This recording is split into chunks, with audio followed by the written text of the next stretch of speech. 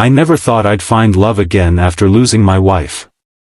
Then she walked into my bookstore on a rainy Tuesday afternoon, clutching a worn copy of Jane Eyre, and confessed something that changed everything: I've never been kissed. At 32 years old, Emma's admission wasn't what shocked me, it was how my 12-year-old daughter immediately appointed herself matchmaker.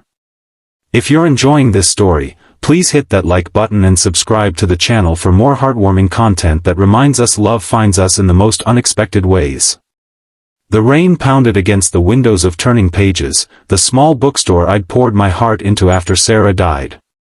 3 years had passed since cancer took my wife, leaving me to raise our daughter Lily alone. The bookstore had been our shared dream, a cozy haven of stories in our small coastal town of Millfield. Now it was my lifeline, a connection to Sarah, and the only business I knew how to run while being there for Lily. That Tuesday had been particularly slow. Lily sat at the children's corner doing homework, her dark curls, so like her mother's, falling across her face as she concentrated. I was reorganizing the classics section when the bell above the door jingled. She entered in a flurry of raindrops and apologies, shaking water from her umbrella. "Sorry about the mess," she said, her voice soft but clear. I looked up and felt something I hadn't experienced in years, a quickening pulse, a moment of genuine interest in another person. She wasn't conventionally beautiful, but there was something striking about her: intelligent eyes behind tortoiseshell glasses, a hesitant smile, and auburn hair escaping from a messy bun. "No worries," I replied, suddenly aware of my faded jeans and the reading glasses perched on my head. "That's what doorways are for, transitioning from wet to dry." She laughed, and the sound filled the quiet store. "I'm Emma. I just moved here to teach at Millfield Elementary." "Daniel," I offered. "And that's my daughter Lily over there, who should be finishing her math homework instead of eavesdropping." I raised my voice slightly at the end, and Lily ducked her head, pretending she hadn't been watching us with undisguised interest. Emma wandered through the classics section, her fingers trailing along spines with the reverence only true readers possess. She pulled out a worn copy of Jane Eyre. "My favorite," she said. "I read it every year." "Mine too," Lily piped up, abandoning all pretense of homework as she bounded over. "Dad reads it to me, but he doesn't do the voices right." Emma's eyes crinkled. "Voices are essential."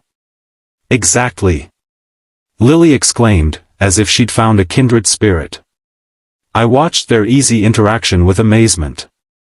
Lily had become increasingly withdrawn since starting middle school, yet here she was, chatting animatedly with a stranger. "Would you like some tea?" I offered. "We have a little reading nook in the back. It's a perfect day for something warm." Emma hesitated, then nodded. "That would be lovely." That first afternoon stretched into hours of conversation. Emma had moved from Seattle after a decade teaching there, seeking change after her mother's death. She spoke of literature with passion, her hands gesturing expressively. Lily was enchanted, and I found myself more engaged than I'd been in years. As closing time approached, Lily, with the directness only children possess, asked, "Are you married, Miss Emma?" "Lily," I admonished, mortified. Emma laughed. "No, I'm not. Never have been." "Have you had lots of boyfriends?" Lily continued, ignoring my warning glance. Emma's cheeks flushed slightly. "Actually, no. I've always been focused on teaching and taking care of my mom. I've never really." She paused, then with surprising candor admitted, "This is embarrassing, but I've never even been kissed." The silence that followed felt charged with something I couldn't name. Emma looked down at her teacup, clearly regretting her honesty. "That's okay," Lily said matter-of-factly. "My dad hasn't kissed anyone since Mom died. You're both out of practice." I nearly choked on my tea. "Lily, that's enough." "I'm sorry," I said to Emma. "Filter-free child." But Emma was laughing, her embarrassment fading. "Honesty is refreshing." Most adults I know have forgotten how to be straightforward. As she prepared to leave, Lily insisted Emma take her phone number. For book recommendations, my daughter claimed innocently, though I recognized the determined glint in her eye, the same one Sarah had when she'd set her mind to something. After Emma left, Lily turned to me with hands on her hips. "Dad, she's perfect." "Lily, we just met her. Mom would want you to be happy," she said quietly. "And I think Miss Emma needs someone to kiss her. It should be you." I tucked her into bed that night, my mind swirling. Was I ready? Would I ever be? Sarah had been my high school sweetheart, my only love.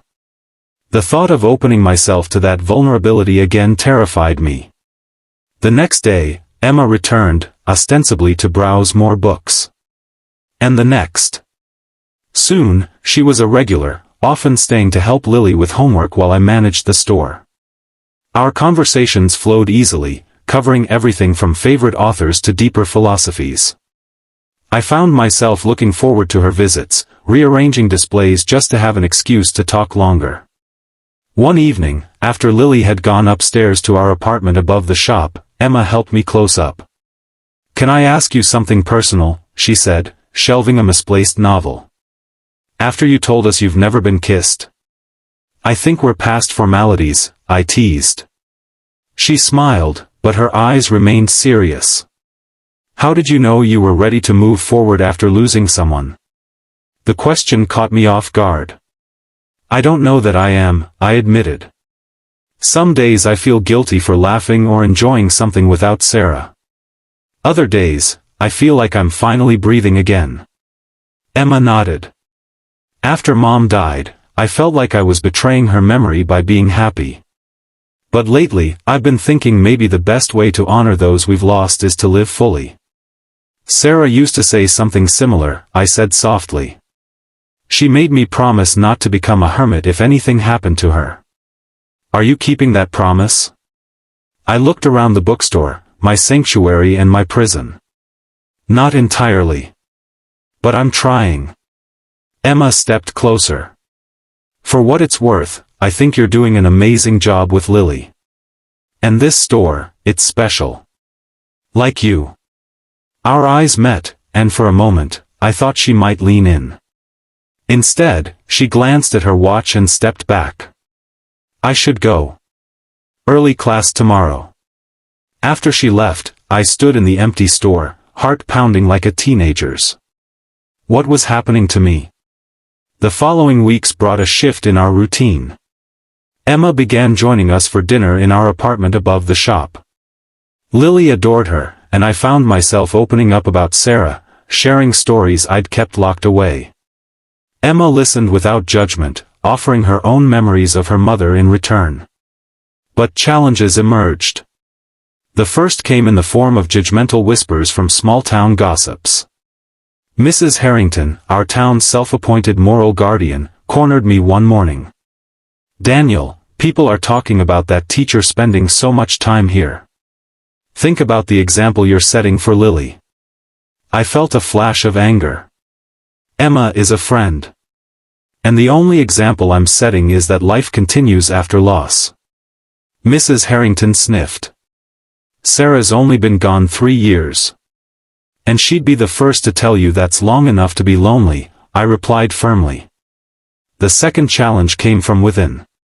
One evening, after Lily had gone to bed, Emma and I sat on the small balcony overlooking Main Street. The conversation turned to relationships. "Why have you never been kissed?" I asked, emboldened by the darkness. "If you don't mind me asking." Emma was quiet for so long I thought she might not answer. "I was born with a heart condition," she finally said. "Nothing life-threatening now, but as a child, I spent more time in hospitals than playgrounds.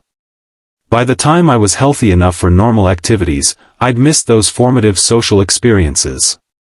I buried myself in books instead of learning how to flirt." She laughed self-consciously. "Then college was all about academics, and after that, Mom got sick. Dating just never seemed important enough to pursue. And now? I asked, my voice lower than intended. She turned to me, her face half illuminated by the street lamp below. Now I'm wondering what I've been missing. The moment stretched between us, electric with possibility. Then my phone rang, Lily's babysitter from when we needed to go out of town. The spell broken, Emma made her excuses and left. The third and most significant challenge came from Lily herself. After weeks of playing matchmaker, she suddenly withdrew, becoming sullen whenever Emma visited. It came to a head one Sunday when Emma brought over homemade cookies. Lily took one bite and declared, "They're not as good as Mom's." Emma handled it gracefully, but I saw the hurt in her eyes. That night, I confronted Lily. "What's going on? I thought you liked Emma." Lily's eyes filled with tears. "I do like her.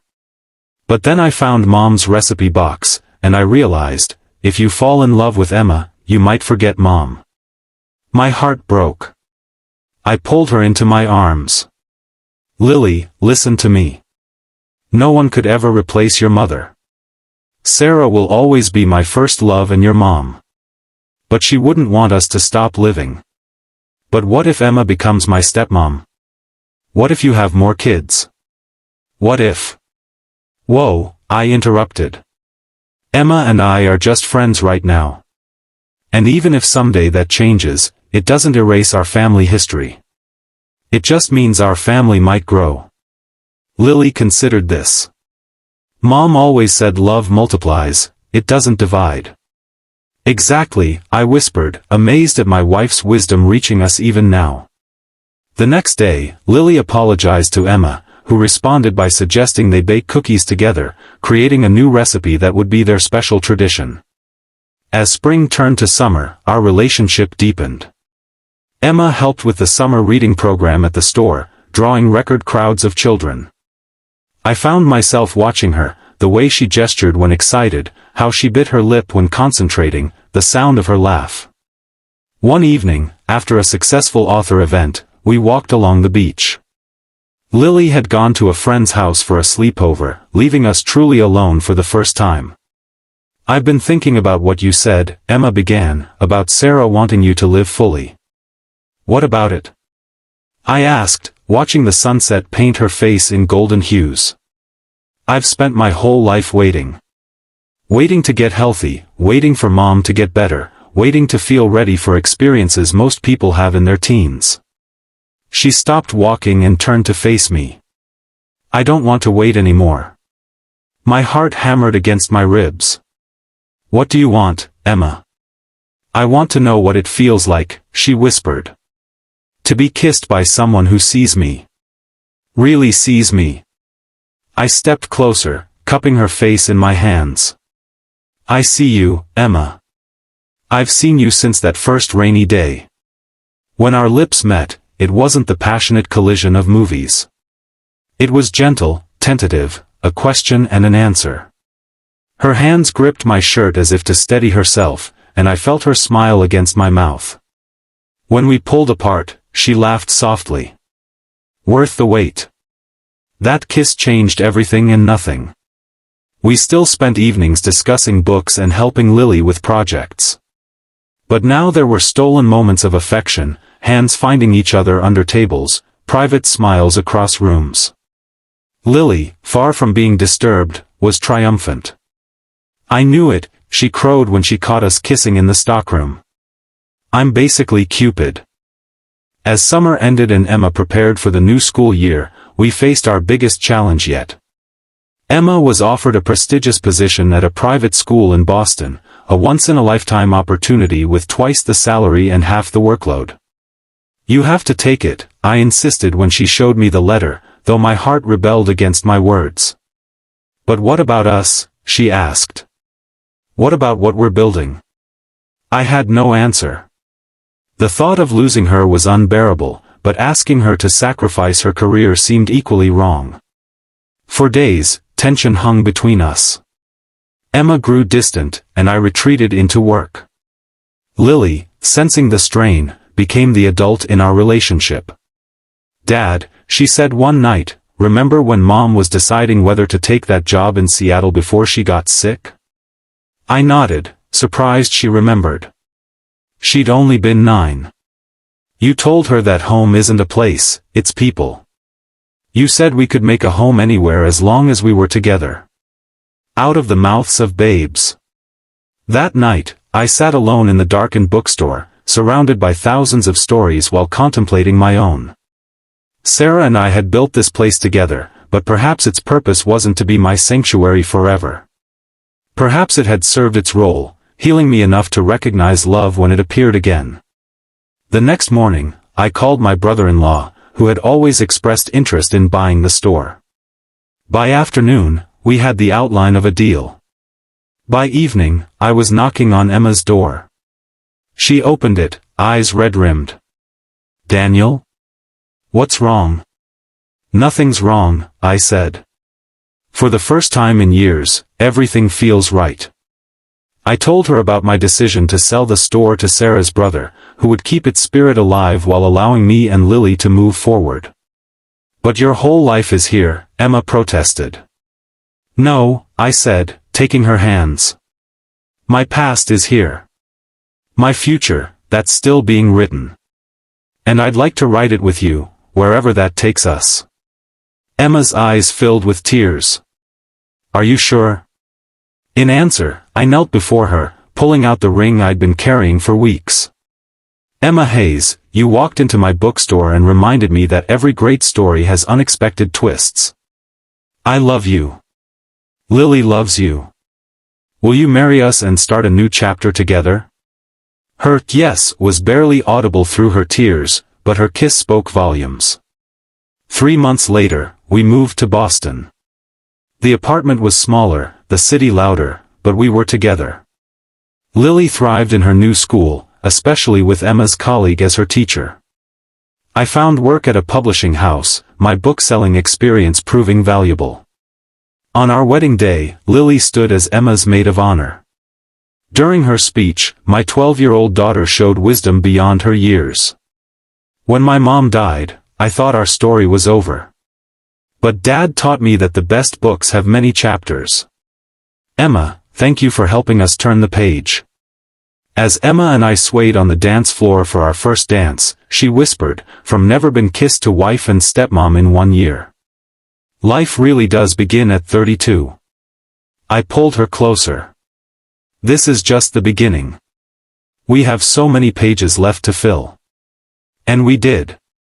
Our story continued with challenges and joys, a baby brother for Lily 2 years later, career changes, an eventual move back to our small town when Sarah's brother decided to retire.